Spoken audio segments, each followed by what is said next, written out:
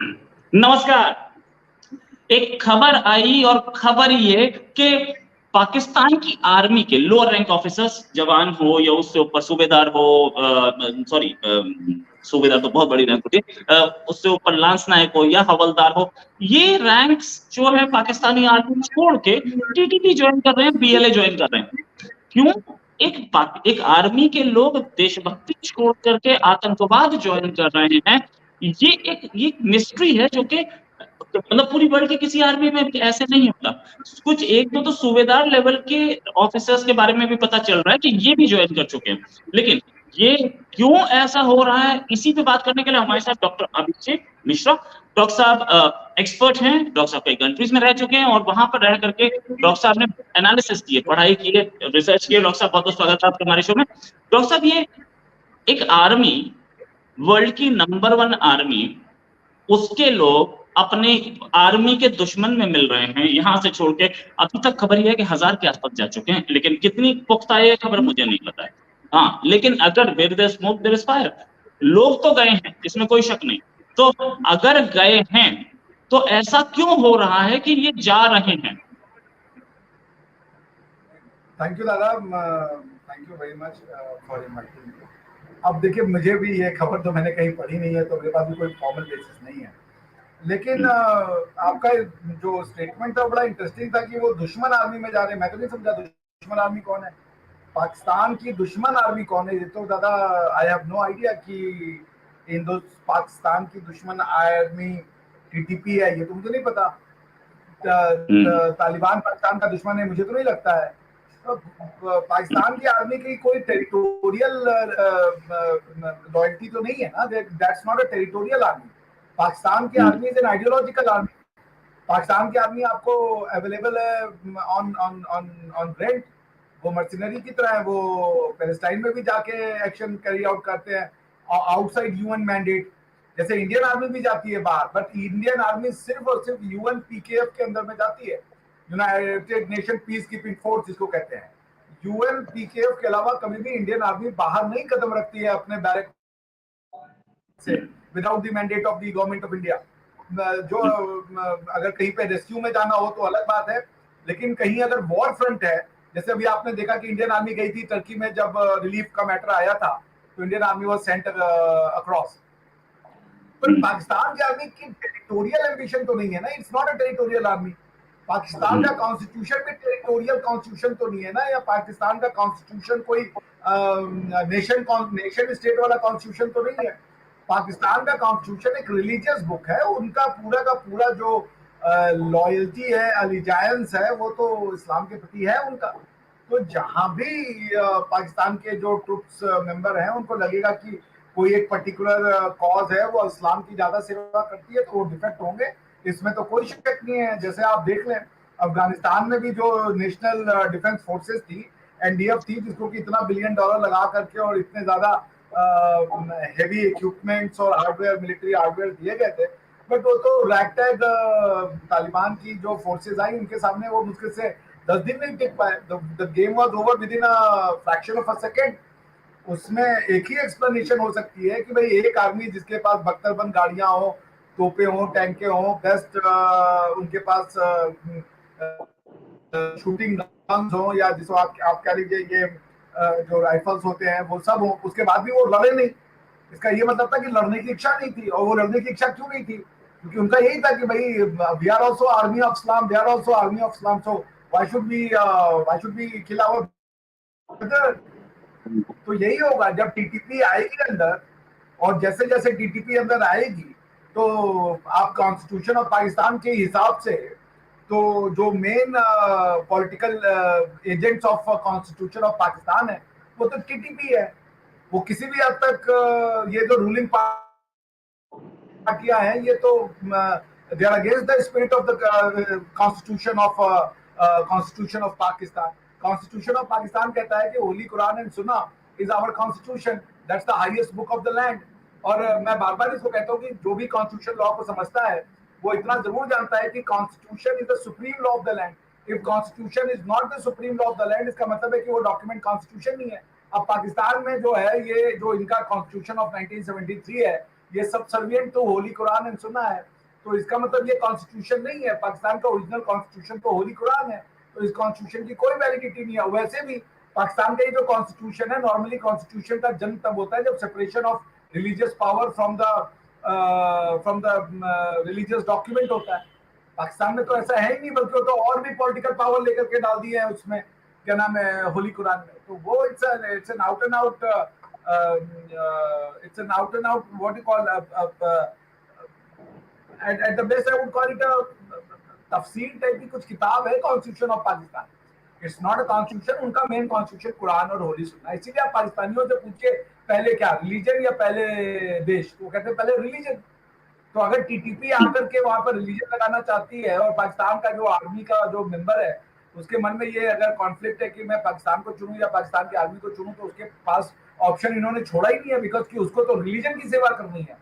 देश जाए बाहर में, देश की आइडेंटिटी जाए बाहर में, they will not even think twice before such things. So अगर ये न्यूज आ रही है, though I don't have any, I have not read it anywhere, but if it is percolating down to the zeitgeist, that means there must be something behind it. अब अगर हो रहा है ये, तो पाकिस्तान की जो इंटेलिजेंसिया है, if there is any, मुझे तो नहीं लगता पाकिस्तान में कोई इंटेलिजेंसिया है, बिकॉज कि उनकी इंटेलिजेंसिया जो है वो they are not open minded. Intelligence का मतलब होता है ओपन माइंडेडनेस, सब चीज को स्वीकार करने की क्षमता रखना। और अगर आप में सब चीज को स्वीकार करने की क्षमता नहीं रखता, तो आप इंटेलिजेंट है मेरे हिसाब से। अब जैसे हमारे यहाँ पे भाई विद्या क्या है, मेरे से है कि विद्या का मतलब ही होता है विनय, विद्या का मतलब ही होता है सत्य की स्थापना, विद्या ददाति विनयम, ठीक है ना। यदि आप विद्या से विनय नहीं ला रहे हो, विद्या आपको सत्य की ओर नहीं ले जा रही है, तो आपके पास कोई स्किल है, उसको मैं विद्या तो नहीं कहूंगा, उसको मैं विजडम तो नहीं कह सकता। So I mean Pakistan is a conflicted society. Pakistan is suffering from multiple theories or multiple bogus answers. उनके पास क्वेश्चंस तो नहीं है, आंसर सब चीज का मौजूद है। और एक रिसर्चर का मतलब होता है कि he has a genuine question and he is looking for an answer.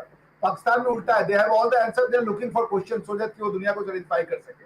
So if this news, what you are claiming is a true news, then it's a matter of concern for those progressive people who claim to be progressive, at least, that there is a defection from Pakistani army to such forces.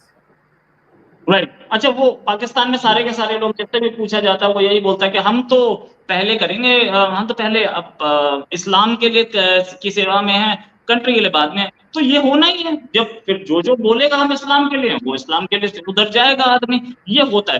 अच्छा एक चीज और, अभी cricket team में India I हुई है, तो सारे के सारे लोग इस्लाम की सेवा वाले वो ये बोल रहे हैं कि बाबर आजम है, पहले एक बाबर ने इंडिया को हराया था 1526 में, अब दूसरा बाबर हराएगा। क्या कहना है आपका? बाबर के वंशज तो खत्म हो गए, वो तो मुश्किल से 190 साल का इतिहास है उनका, खत्म कर दिए गए। बाबर तो वैसे भी अफगानिस्तान में जाके मरा, बाबर कोई हिंदुस्तान में शासन तो करनी आया, वो तो रेड किया उसने, एक दो वॉर किया, उसके बाद अफगानिस्तान में जाके मर गया वो। तो बाबर की ऐसी तो कोई विक्ट्री नहीं है। उसके बाद अकबर और जहांगीर और शाहजहां और औरंगजेब यही चार थे, उन्होंने कंसोलिडेट करने की कोशिश की, जिसमें सबसे लंबा reign, if I am not mistaken, वो तो औरंगजेब का ही था 1707 में या 1777 में, 1717 में, 1717 में या 1707 में he died, क्या नाम है, Aurangzeb, and with his death that was the wrap up of the Mughals। तो मुगलों को तो हमने कब कब वाइंड अप करके भेज दिया, इंडिया में कोई भी आज तक ऐसी पावर आई नहीं जो कि इंडिया में रह जाए। लोग कहते हैं कि Afghanistan is the graveyard of the empire, the fact of the matter is that it is India which is the graveyard of all empires, because इस्लाम भी इंडिया में आके रुका, गोरे भी इंडिया में आके रुके। अमेरिका को देखिए, लैटिन अमेरिका कहते हैं, अफगानिस्तान आज की डेट में एक इस्लामिक अफगानिस्तान है, बिकॉज भाई इस्लाम तो शुरू से नहीं था वहां पे, तो बुद्धिज्म और हिंदुज्म हुआ करता था। ये जो पठान थे तो हिंदूज और बुद्ध हुआ करते थे एक समय पे, उन्होंने तो अपना रिलीजन चेंज कर दिया। तो काय का फिर ग्रेवयार्ड हम हैं, हम जो थे वो रह गए, हमने लड़ा और बहुत खूबसूरती से लड़ा। मेरे ख्याल से one of the reasons why Pathan did not fight was because they were Buddhist, और बुद्धिज्म जो है वो इतना ज्यादा पैसिफाइंग नेचर का रिलीजन है कि वो मरना पसंद करेंगे पर वो लड़ना पसंद नहीं करेंगे। The only exception that we have seen so far is the Myanmar, जहाँ पे कि उन्होंने रिवोल्ट कर दिया। पर देखिए दुनिया ने जो म्यांमार के साथ ट्रीटमेंट किया वो तो आपके सामने है। तो ठीक है, ऐसी स्लोगन तो बार बार होती है। पिछली बार याद है वो बांग्लादेश के वो एक थे उनका दिखा दिया कि धोनी की मुंडी आंख में है, और उसके बाद जिस मैच के लिए वो धोनी की मुंडी का वो प्रचार कर रहे थे, इतनी बुरी तरीके से हारे कि वो है। बाबर रख जाने से आप बाबर हो जाओगे, आप सेंट्रल एशियन हो जाओगे। यार मैं अपना नाम लिख लूं वो जस्टिन ट्रूडो, साला कैनेडियन हो जाऊंगा। गजब बातें कर रहे हो यार। बाबर मंगोल था, अरे वो टाटर था, या सॉरी उज्बेक था, तुम उज्बेक हो भाई। पाकिस्तान तो कभी जीता ही नहीं। वो मुझे तो, मैंने एक जगह वो दे रहा था उनके फकर भाई के साथ, तो चूंकि मुझे अचानक से वो इंटरव्यू देना पड़ा, मुझे नाम नहीं आ रहे थे, बस अब मुझे ये हुआ कि जियास जिल्लो साहब ने कहा था कितने गाजी आए कितने गाजी गए, so let me repeat it, कितने बाबर आए और कितने बाबर गए। राइट, बाबर कितने आए और कितने गए। एक और चीज के पाकिस्तान की हॉकी टीम को इंडिया की हॉकी टीम ने 10 गोल्स इस टू 2 से हराया है। शेख राशिद होते तो बेचारे बोलते कि इस्लाम की हार हो गई। मैं इसको कुछ ऐसा रंग नहीं देना चाह रहा हूं, लेकिन हाँ ये जरूर है कि पाकिस्तान की स्टेट ये है कि अभी तक पाकिस्तान 2 ब्रोंज, एक ब्रोंज और एक सिल्वर पर है, जबकि इंडिया 4th नंबर पे चल रहा है उसमें, और इंडिया 10 से ऊपर गोल्ड ले चुका है। ये चीज भी हम लोगों ने देखी है कि किस तरीके से मॉडिफाई किया जा रहा है, सिर्फ इस्लाम को चलाया जा रहा है। बीएलए डेली हमले कर रही है और इनकी सेना के लोग मारे जा रहे हैं, लेकिन पाकिस्तान की आर्मी में किसी को चिंता नहीं है कि हमारा जवान मारा जा रहा है। वो लोग बीएलए को सपोर्ट कर रहे हैं, वो लोग बीएलए को और टीजीपी को हथियार सप्लाई कर रहे हैं, आर्मी के ऑफिसर्स, और जवान डेली मारा जाता है। तो जवान क्यों ना छोड़ के भागे दूसरी तरफ? ये आर्मी का स्ट्रक्चर कैसा है जिसको अपने जवानों की चिंता नहीं है? पाकिस्तान के आर्मी का स्ट्रक्चर तो 1971 में क्लियर हो गया कि कोई स्ट्रक्चर नहीं है, बातें करवा।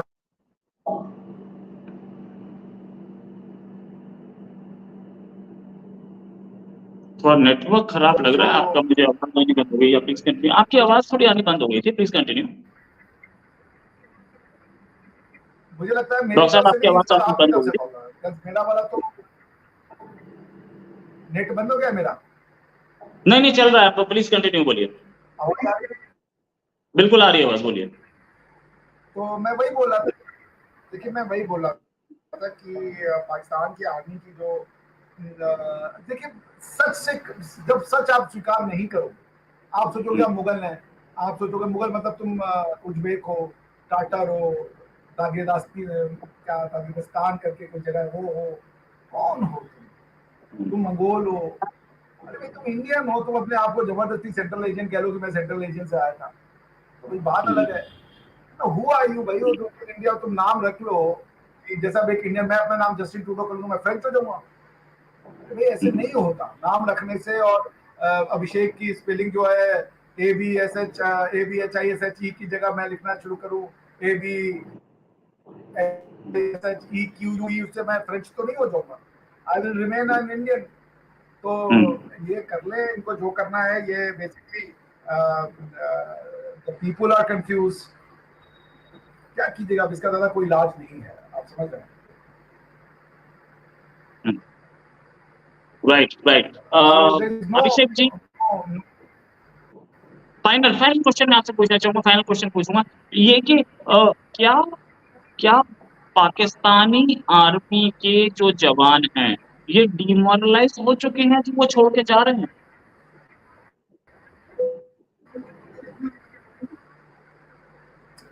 पाकिस्तानी आर्मी की बात नहीं, पाकिस्तानी सोसाइटी ही डीमोरलाइज है इस समय।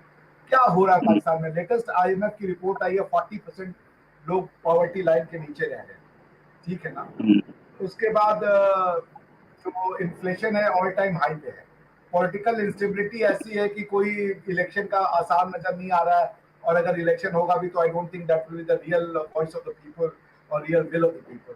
उसके बाद आप ये देख लें कि जो डेट ट्रैप है वो इतना ज्यादा हो चुका है कि IMF से बेल आउट पैकेज देने के बाद भी चाइना और सऊदी अरेबिया से एक्स्ट्रा पैसे लिए जा रहे हैं ताकि वो जो डेट है उसकी सर्विसिंग हो सके। बिजली का गुड ग्रेन्स है, उसकी अवेलेबिलिटी पे अब क्वेश्चन हो चुका है। अनएम्प्लॉयमेंट ऑल टाइम हाई पे है। तो ठीक है, अब उनकी ये प्रायोरिटी ही नहीं है। उनका ये कि तो अपने आप ठीक हो जाएगा, because just because we happen to be Muslim country, तो हमारे यहाँ तो प्रॉब्लम होनी नहीं है, प्रॉब्लम तो सब इंडिया में होनी है। तो अब जो इस माइंडसेट के साथ रह रहा हो, आप उसे कैसे, अगर मैं ये मान लूं कि मुझे बीमारी नहीं होगी जस्ट बिकॉज कि मैं पिछड़ा हूँ, तो बात ही खत्म हो जाती है। मुझे याद है आज मैं आया हूँ, मैं अपनी माँ को बहुत मिस कर रहा हूँ यहाँ पे, माता जी के बाद पहली बार मैं घर आया, किसी तो माँ बैठी रहती थी। तो मेरी माँ बचपन में हम लोग को बताती थी कि सांप हम लोग को नहीं काटेगा बेटा, क्योंकि सांप हमारी चुनर दादी ऐसे करके कुछ कहानी उनके यहाँ चली थी मोहल्ले में, भाई सांप से हम लोग का कोई रिश्ता है तो हम लोग को सांप नहीं काटेगा। ये वही बात है कि भाई पाकिस्तान में कोई प्रॉब्लम हो नहीं सकता, because they are Muslim country, उन्होंने कलमा पढ़ रखा, सारी की सॉल्यूशन हो।